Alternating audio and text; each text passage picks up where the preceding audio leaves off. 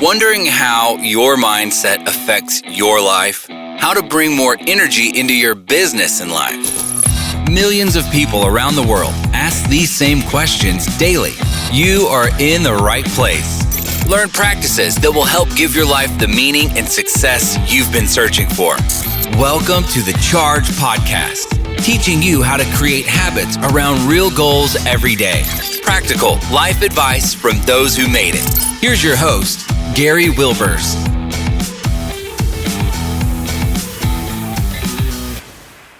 Welcome, Chargers. We're glad to have you back again this week for another great Charge podcast. I love sharing information with you and really getting you charged up, not only in your business, but your life.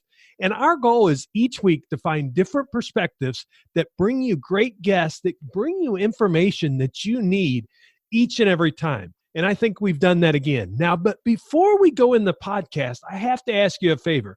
You've been hearing me tell people we are close to getting all 50 states as on our podcast. And we're going to list the states that we're missing, and it's only 3. And I want you to help me find those last 3 guests in those states so we can say we have all 50 states covered. Because the exciting part is we're over 50 countries. Now it's time to get 50 states for the United States. So will you help me with that, Chargers? And we will have those listed out on chargepodcast.com. And again, rate and review our podcast. Tell others about it, because that's how people hear about it, and it really allows it to grow. So we're so glad to have you here.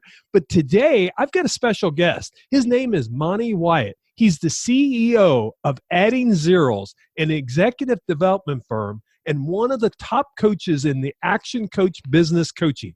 Monte Wyatt brings over 25 years of remarkable leadership, business, and personal development experience to executives and their organizations.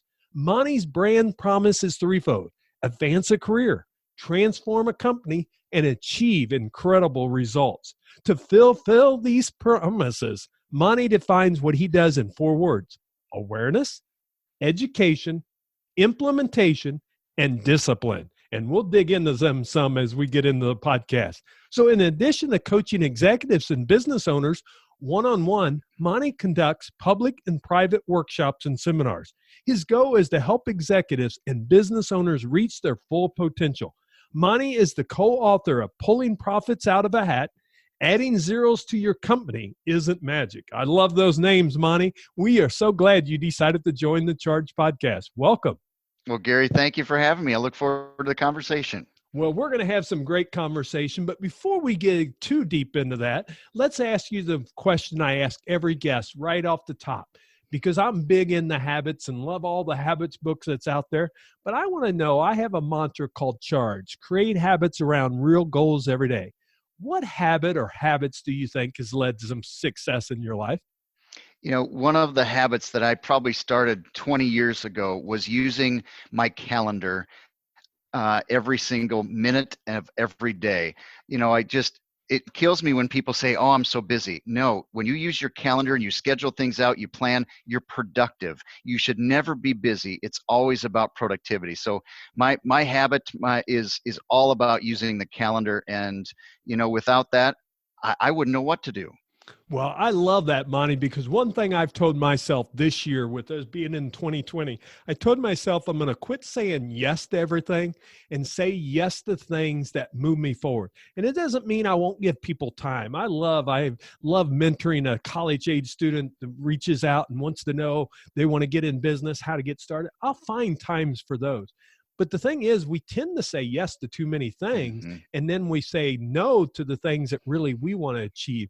And my wife always used the analogy is no is shorter than yes. And that's true. I give her credit for that. So she's got that correct. Well, let's dig into it, because you've got an interesting story and you help a lot of people too. And we have that thing of coaching in common. And I love bringing different perspectives on to be able to share that. But I want you to let's start out with how you would define a successful business. You know, when I think about a successful business, I'm going to put 5 words to it. Number 1, it's sustainable. It's going to be here a long time. The second word, it's predictable. We can see how we're going to succeed in the future. The third word is stable. We have the right people that are here long term and our customers can relate to them. The fourth word, it's consistent. No matter who the customer interacts with, we know we're going to get the same experience. And the last one, actually, it's two words, it's emotional connection. So a successful business is one that's sustainable, predictable, stable, consistent, and has an emotional connection. I love that. Let's break it down a little bit in there because we know what sustainable is. Predictable, of course, we're in a new part of 2020 right now. So it's really the thing I've really challenged some of my business owners at the end of last year and early this year. I told them, I said, a lot of people had great years last year. But the thing is, if you just expect it to happen, it's not going to happen. So predictable to me sometimes, remember, what do we've got to do to predict the results that we want to get? Will you kind of dive in what you kind of work with your owners on and really mean by that predictable? Absolutely. When I talk about business development being predictable, it's all about marketing, sales, and customer service. Marketing is about having consistent lead generation for your business that isn't relied on if somebody got out of their bed or not today. We have constant things that are going on no matter who's running it. We have leads coming in every day, every week. Sales is converting those leads into clients. What's our sales process? And if we know every time we talk to 10 people, 5 of them say yes, well, we need to understand that so we can see more people. Then let's see 12 people and we get 6 to say yes, or we improve that sales process to get the results that we want. Customer service is how we get our customers to come back time and time again. And this is where so many businesses really fall short. If somebody does some spring work for you, they're cleaning up your yard, whatever it might be. Well, if they did that last year, you probably should call them this year and have it done again. Well, most businesses, they don't do that. They're so focused with the head down. That's customer service. Customer service is treating them appropriately, not just a sales and service department, but every person in the company should know how to treat a customer. So when we do marketing, sales, and customer service right, we can have a predictable business. Yeah, and I love that because I tell you, customer service is one of the things that can set you totally apart. Everybody says, oh, yeah, we have good customer service, but how do you set yourself apart? Way back in the early 90s, when I first started in business, I read a book by a friend of mine now, Shep Hyken, and it was Moments of Magic. And it's really about making yourself stand out. And I notice you use kind of magic in one of your book titles, but it's making yourself stand out is what it is. It's not magic. It's a lot of hard work to make that customer come through. But if you do that, magic does happen because then the revenue comes along with that part of it. Absolutely. You talk about stable and consistent. I think we're pretty familiar with that, but I wanted to dig in just a little bit more on one more of those words, that emotional connection. And I'm curious kind of where you go with that. And I think I know, but I'm going to let you share first. So emotional connection is connected to the mission discipline. And I want to tell you what it's not before I tell you what it is. Okay. The mission discipline is not about having a mission statement. And I do think that every business today needs to have a purpose statement, not a mission statement, a purpose statement. That is today. That's an emotional connection, being that clear on why do we do what we do every single day. And that's something that everybody internally needs to connect with. It should be something that we share externally so people can connect with. But there's a second piece to that mission discipline that I think is very powerful. It's our values, our core values. There's a culture in every business. Some businesses, they guide the culture. Other businesses, they react to whatever the environment and culture is. A great culture is proactively led, and we have to define what our core values are. We have to make them personalized to us. We can't just say, well, we want integrity and respect. Yeah, those are great words, but that's a given today. You've got to have clear core values that relate to who we are and define how we're going to interview and hire people based on those values, how we're going to walk away from business if it's not right. And those values have to be alive among our team today. I've seen so many companies where their core values are so aspirational that no one's ever going to live them, but they aren't being lived today. You've got to have examples living them today. So when we have a clear purpose, when we have the right culture and values of an organization, you do get that emotional connection because people want to be a part of something. And I really think that this is why there's a lot of employee turnover today, because there's a lack of emotional connection. People jump jobs every 3-4 years, 2-3 years, whatever it might be. And it's because they never got connected to who the company is or what they're about. And that is crucial because all the research is telling us it doesn't matter if it's the millennials or Generation Z, all of us want this. So if you're a boomer or Xer, they want it in your organization too. They want to feel connected to your business. And part of it is, does their purpose that they bring help connect that? And when you connect purpose of the company and then their purpose and you connect the values, that's when you get engagement. And what happens, I've got a philosophy that I'm working on right now that when we work with people and we engage our people through what you're talking about, what happens? Their performance goes up. Absolutely. Well, what happens correct. to profits? The profits go up along with it. If you don't engage the people, number one, you get turnover, you get people leaving, so you can't get the engagement. Well, what happens to performance? Performance reduces in the organization, profits go down. So it really comes together. And I love how you talk about with the culture, because we're very similar in our philosophies of what we believe there. But I'm like you. Everybody wants to say values, but it's not about just having values. It's incorporating the values into your organization. Well, I think this leads us right into the next question, and it probably, you've answered some of it probably with that, but I'm going to still ask it is, what do you believe that difference between leadership and management is in organizations? I first want to say that I think the world has done a disservice around those two words because they use them interchangeably and they are not the same. I view leadership as it's creating passionate and focused people, where management creates competent and productive people. Leadership is passion and focus. Management creates competence and productivity. Somebody might be a great manager, but they might be a terrible leader. Somebody could be a great leader, but a terrible manager. Just because you have a title does not mean you are a leader.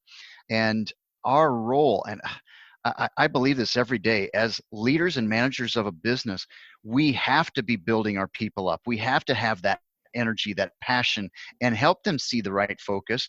At the same time, we've got to make sure they're competent and can do their job and they're productive with their time.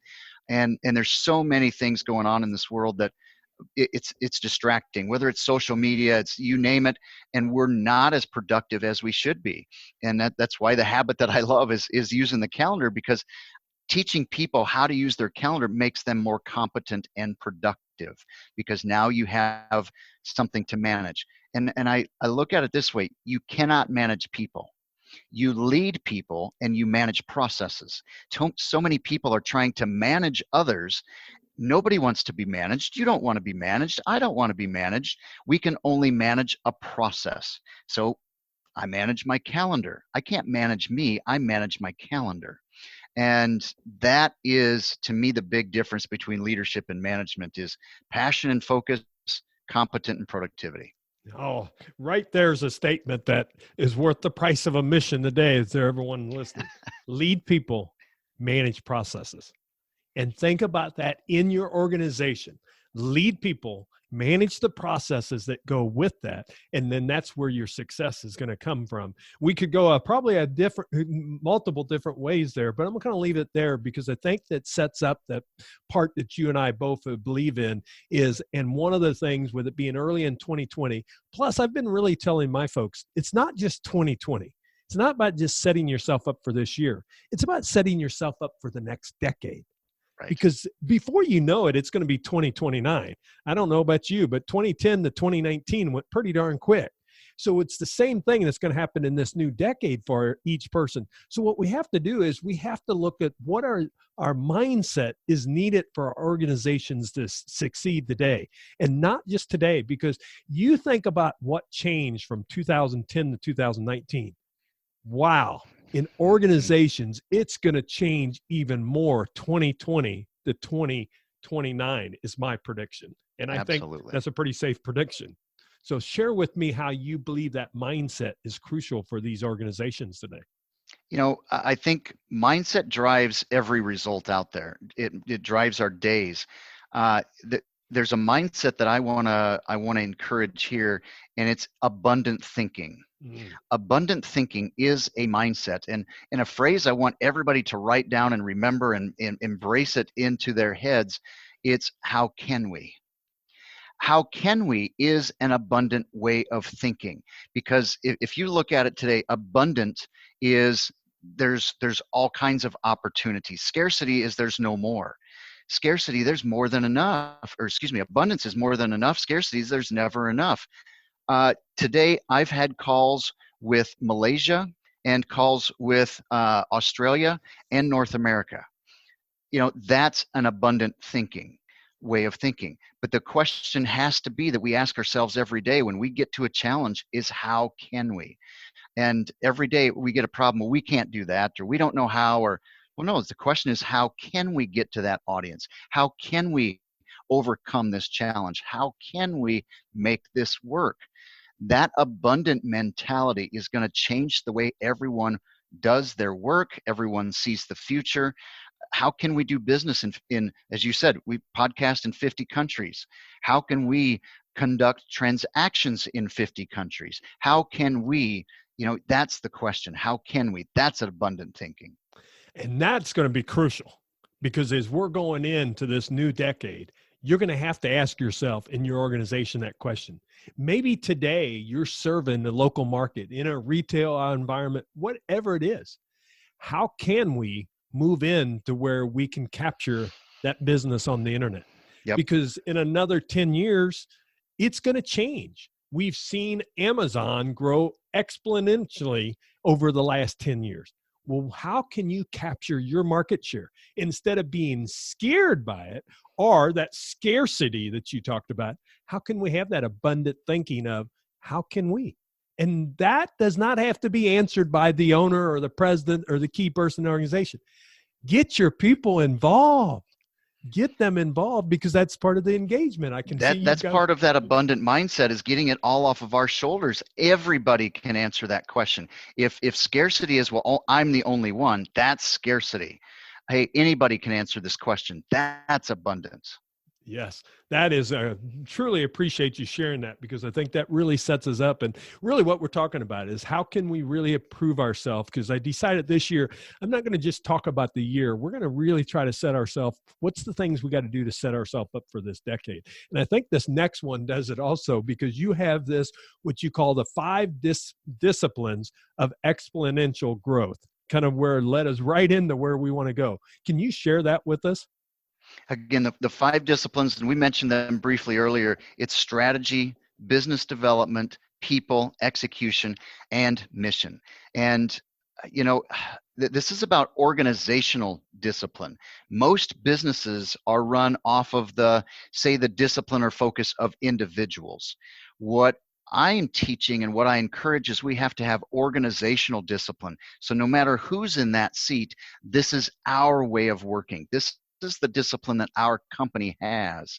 And that creates that sustainability, that long-term predictability of your company again. And people want that. People want to know that, how do we do things? Well, you got to make it up yourself. Well, I don't want that. I want to know how we do things. Again, that's how you're going to attract the best employees. You have a way of working. So that's organizational discipline. Yeah. And that really changes your organization, because it's not everyone making it up on their own. They're figuring it out together. And then the organization is all moving together. So part of that synergy or win-win thinking, whichever words you want to use, it really allows that organization, they're growing within. And when they bring a new person in, they indoctrinate them into that culture right out. I mean, any organization that's successful is when you bring someone in, you make them part of that team. Yes, they have to learn some of that history, that knowledge, maybe that's there, but they bring their best self to work. What's some of those things? Absolutely. So just really, that really sets you up, because when we talk about exponential growth, That's what you're looking for in the next decade that's there. So when we're looking at that, there's 5 constituents of every business must satisfy. So what's some of those things in the business that we must look at that we've got to really keep in mind as we're moving forward? It's often you get to the stock market, the companies that are in the stock market, they focus on only one constituent in many cases. It's the shareholder. And I call that the stakeholder because it could be the business owner, it could be the board, it could be the management team, but there are 4 other constituents that we have to be conscious of. So we've got the stakeholder, that's number 1. Number 2, we've got to take care of the customer. The customer is a constituent to the business. The third one is the team. The team, when we satisfy the team, they will satisfy the customer. Now, the last 2 are often forgotten. The next one I want to talk about is our community. We need to be satisfying our community, and we do that by volunteering, being a part of organizations, adding more jobs. That helps satisfy the growth of our communities. Paying our taxes, that satisfies our communities as well. The 5th constituent is the company itself. Again, kind of that connection to the sustainability is everybody in this business should be working towards doing things that are going to make this business outlast us, because this business is a constituent. And I don't want to just make money for today and then the business disappears. That's not sustainable. I'm building a business that long after I'm gone, it will be here. So this business is a constituent by itself.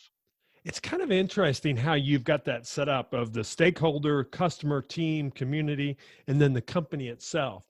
And we hadn't talked about this, but I'm kind of curious to ask you this because I'm seeing in our area and some of the businesses I've worked with, you're seeing more ESOPs come available, the employee stock ownership plan, and it really comes into that company itself. And you don't have to be one to do that. But what they found is it really rallies a calling card around everyone because everyone becomes an owner in that business. And there's other ways you can do it if you're not. So if you don't have interest in that, that's fine. But I'm kind of curious do you think, is that part of that strategy that has happened with trying to look at company and self with seeing some of this ESOP really become really successful? I think there's a number of different strategies of why people do ESOPs.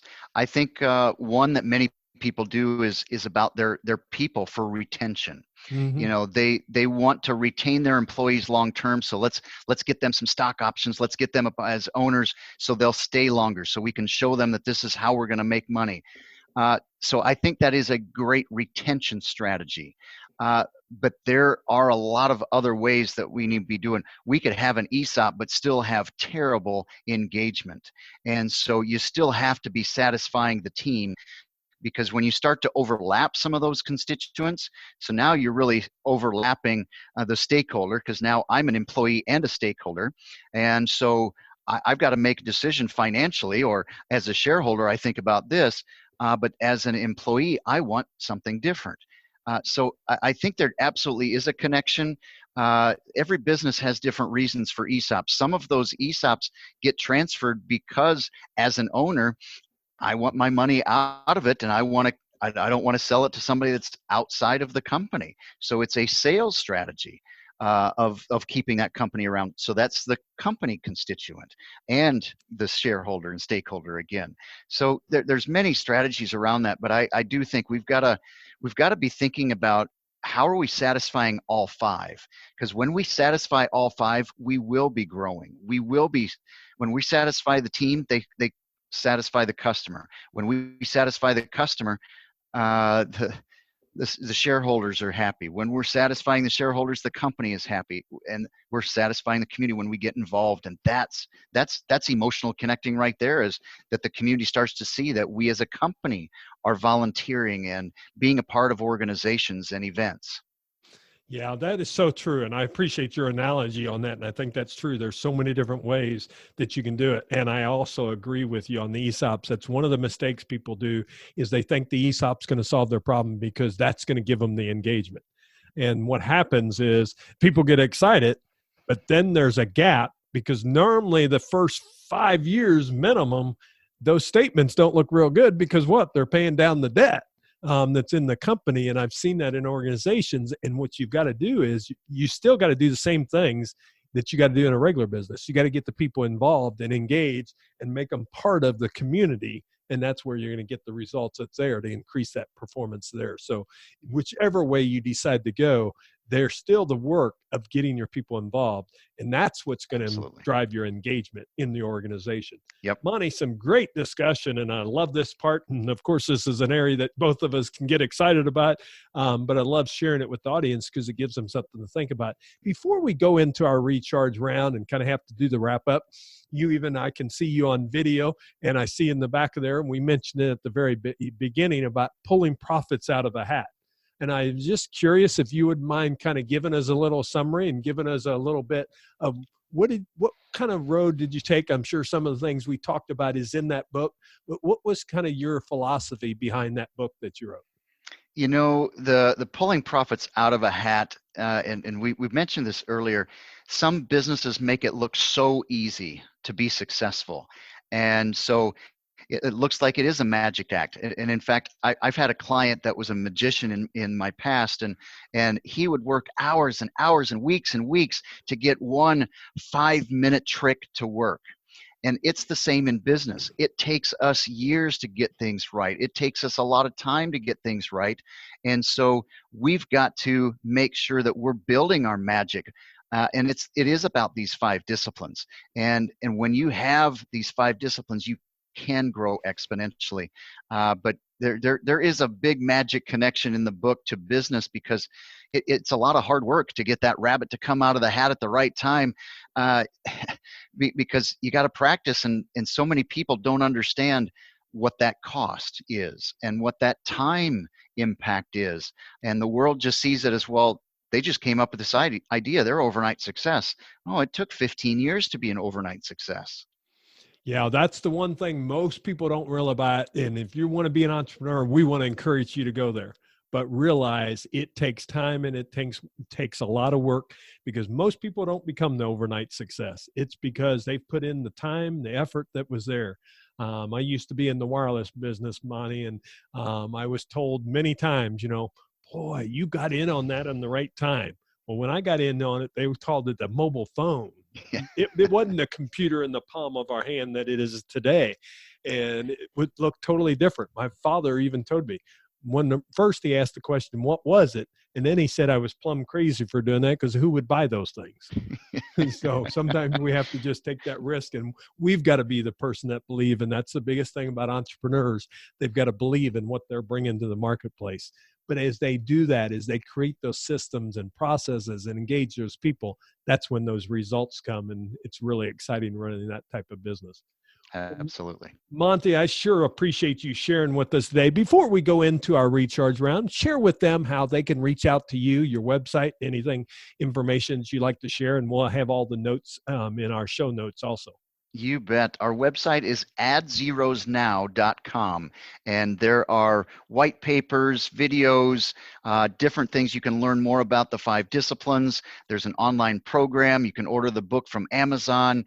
We've got it on audio book, got it on ebook, and something that is pretty exciting. We've gotten on the Wall Street Journal and USA Today bestseller list with the book, and that just reinforces the kind of impact that people see in these disciplines, and we're pretty excited about that. So that's AddZEROSnow.com, and look forward to helping you go. Okay. Well, check that out, because he's got a great website. I've checked it out, looked at several of the videos, and getting prepped and getting prepared for this podcast. He's got some great information that he shares with you, just like he has done on the podcast. And that's when people are serious about what they're doing, when they're willing to share and educate without asking for something. What we're trying to do is tell you, here's some resources. And I think that's the key, is you got to understand, you've got to find those resources that will help you grow your business. And that's what's going to keep you in business this next decade. And it's going to grow your business even farther this next decade as we move forward. Well, Monte, we're going to go into the recharge round. I've got some questions I ask every guest, because they kind of frame around my framework of what I call the high achievers mindset. And the first one is about that mindset. We talked a little bit about it in the business, but I want you to share with us how your mindset affects your daily living. I have to start every day with positivity. There's a million things that go wrong every day. It's how we respond to it. And you have to see the good in everything that you do. And that is a mindset right there, is looking for the good and finding the opportunities. Because without that, all we see are the accidents and the bad things. And there's always going to be bad things happen every single day. It's how we respond to it. So we've got to have that focus. Well, thanks for sharing that, because I think it's important, because we're in that first quarter. People was excited early in the year. Now they may be getting frustrated a little bit about where they was going on goals, that things aren't going as they want it. Well, that mindset can change that, putting that positive in there. So put that positive in there if you've been struggling and you're one of those listeners that need to hear that. Guess what? Change yourself, and then you're going to change others.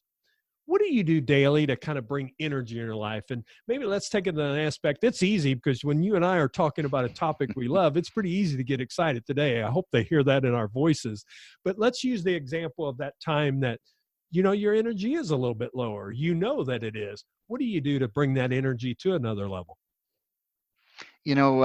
There's a couple things I do. I subscribe to a number of daily emails and texts and things like that, that just as a one-liner or a couple sentences of inspiring messages or devotionals that really get me focused and get me turned around. And I start my day that way. And when I have something that doesn't quite go the way I want, then I go back and read them again. And it just gets me turned around. But exercise is also a big part of that energy as well. And I love to exercise first thing in the morning, because that gets you going, that gets your momentum.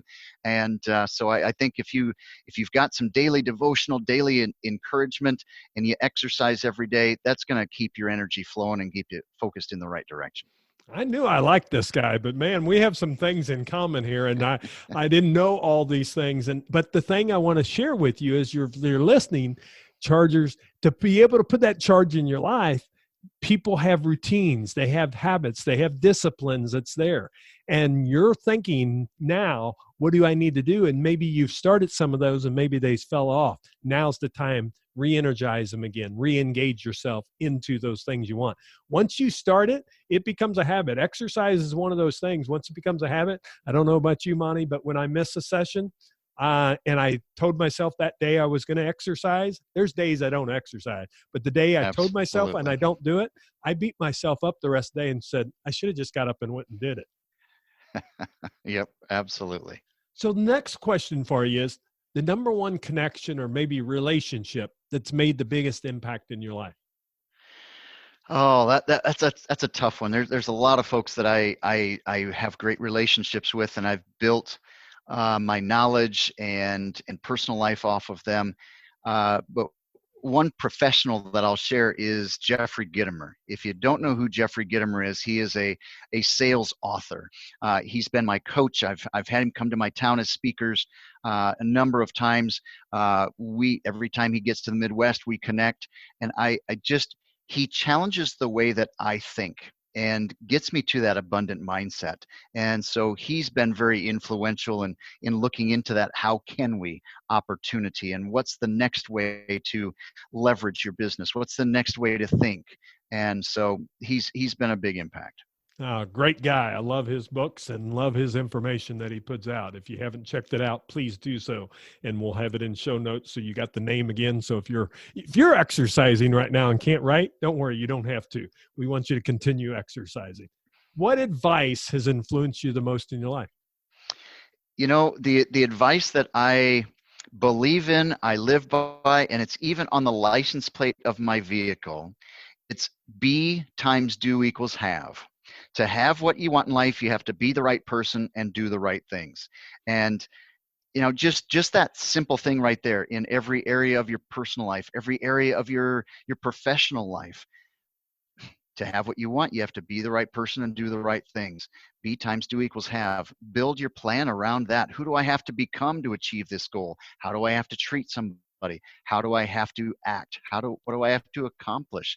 So that's really stuck into me for years and years, and I loved it so much I put it on my vehicle. So that is excellent. What a great reminder. Every time you get in your vehicle and look at those plates, what a reminder that is. And that's the key.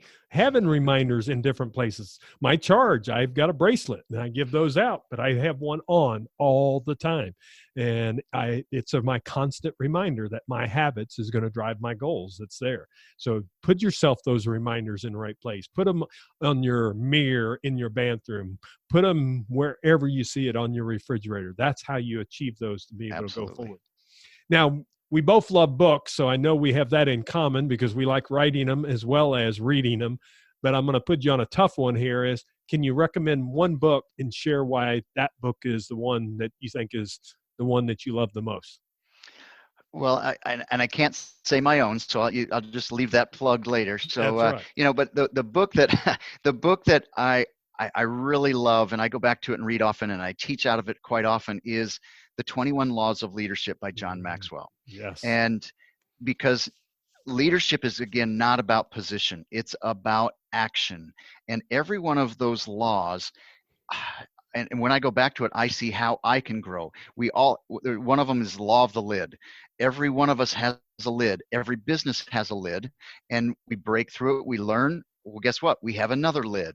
We got to keep growing. And I think those 21 laws should be things that, pick one every 90 days and really dig into it and grow into it. So John Maxwell, love his leadership stuff, but 21 Laws of Leadership would be the recommendation. Last summer, I got to see John Maxwell because he got the Influencer Award from the National Speakers Association. And one of the questions by the person presenting to him and stuff said, "John, when are you going to stop writing books?" And he's written 82 books up to that point. That was July of 2019. He said, "Well, when I stop having information that I need to share with people." So it means like never, so That's right. As long as he can write, he's going to write because he's got information to share, and he's a great author and great human being and some great advice there. And what a great book. So we will have that in notes for you. Now, my last question for you, Monte, is one sentence or less. What legacy do you want to leave the world? It's and it comes back to the book and coaching, but no matter what I'm doing, I want every person that I interact with to grow either personally or professionally because of something that we talked about, something that I challenged them with. Every person that I interact with, even if it's that simple be do have, or it's a simple discipline, or the abundant thinking, every person I want to interact with, I want them to remember I got this and I learned this, and it really changed my life, because it's about something small that we just make a little twist in our life in a certain area, and it's going to make a huge impact. And that's what I love helping every person I interact with is, what's that one little thing that we can twist that just is going to make a big jump for you? Well, I appreciate you sharing that. I share that a lot of times as saying what you've done today by sharing with our chargers is you've planted seeds. And now it's for their job to water it, fertilize it, and then make it grow. And you've planted the seeds by sharing with us on this podcast and giving us plenty of nuggets to take. But it's not about how many you take. It's about which one are you willing to water and fertilize and let it grow. Let it grow within yourself. Let it grow in with the people that you touch and you impact. And that becomes that ripple effect that's there. And I just can't thank you enough, Monte, for saying yes to the Charge podcast and being my guest today. Well, absolutely. I appreciate the conversation and the time, and we do have a lot of similarities and a lot of great things in common. Yes. Please share with them again how they can reach out to you and connect to you and get to your website. You bet. AddZEROSnow.com, and you can even send me an email at montewyatt.com. So look forward to interacting with you. And we'll have all that in show notes. Check out his book, Pulling Profits Out of a Hat. He has that on the website. You can go there or wherever you like to buy your books, be able to get those. Check that information out, because that will be that seed that could make the big difference in not only your business this year. Remember, I'm going to keep saying it all year long, for this decade. Why not change where you're headed and the direction you want to go in your business for this decade as we go forward? Monte, thank you again for joining us on the Charge podcast. Chargers, thank you for joining us. Please like and share it. Send the information to others. Let them know that you are part of the podcast listening group called the Chargers, and you want them to be a charger in their life. And when you do that, you help plant seeds for others. I truly appreciate you joining us today. I look forward to seeing you back here next week, and we'll have another great podcast guest for you. Make it a great day. We'll see you next week.